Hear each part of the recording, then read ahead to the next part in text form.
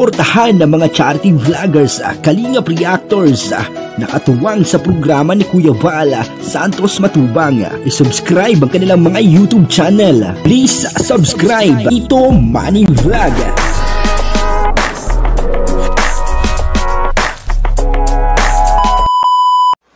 O sa video pong ito, yung mga papanood po natin kung ano po yung pinaka-importante kay Dara, na hindi pwedeng mawala, bukod po kay Bea, ito po ang talagang sabi niya ay napaka-importante daw po, papanoorin po natin yung video at bibigyan po natin ng konting reaksyon.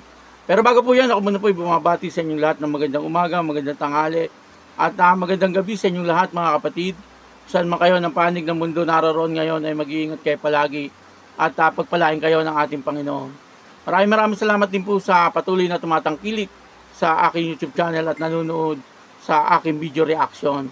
Patuloy lang po natin suportahan sila Kuya Val Santos Matubang, Kalingap Rab at Ate Edna Vlog.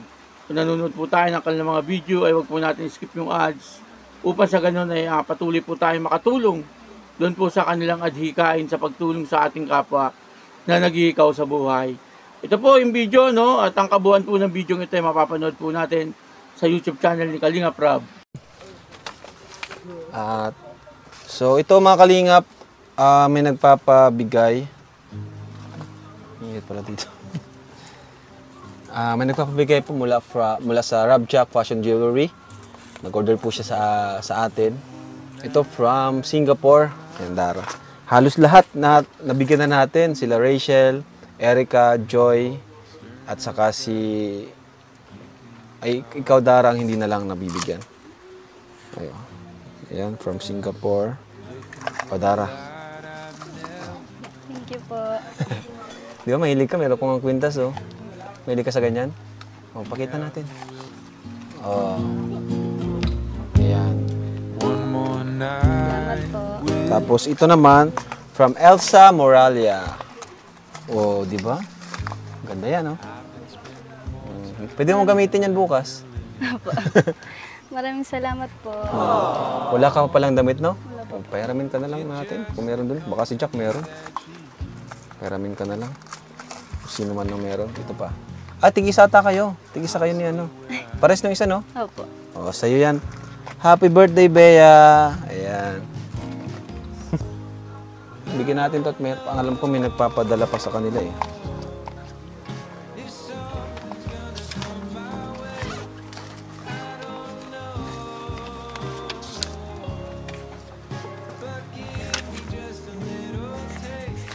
Hindi pa ata nalilista. Yan, may tragpan.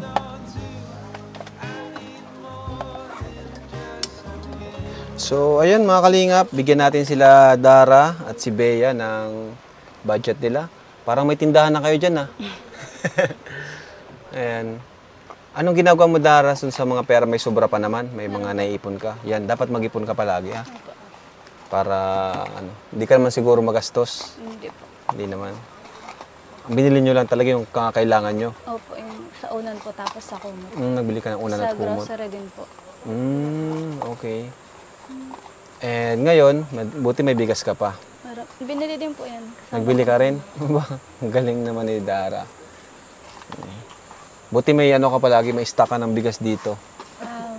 Kasi po mas importante po yung bigas. Kasi po yung ulam na na lang po yan sa bakuran namin ni Nanay. Pwede na lang po maghanap-hanap ng gulay. Oo nga, mga tanim nyo dyan. So ito Dara, may 3,000. Ayan, gastusin nyo, ni Bea. Salamat po.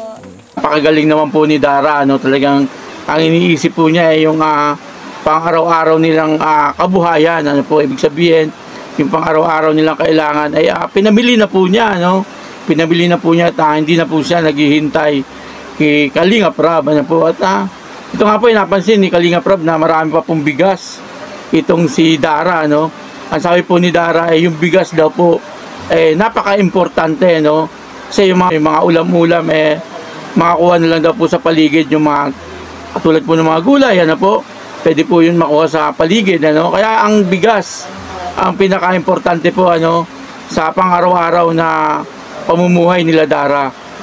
Dito po ay binigyan muli sila ni Kalingap Rob ng allowance po upang sa ganun ay siyempre habang hindi po pumupunta doon sila Kalingap Rob meron pang gasto sila Dara, pero sabi po ni Kalingap Rob ay mag-ipon at nag-iipon naman daw po si Dara, hindi naman daw po niya ginagastos lahat at ang kanya pinamili ay yun lang daw po talagang kanilang kailangan. Po napakagaling po ni Dara, sa edad po na 15 years old ay naiisip niya na po yung mga bagay-bagay na gano'n po, yung kung ano yung mga mahalaga, kung paano budgetin yung pera, po, at talagang kahanga-hanga po itong si Dara.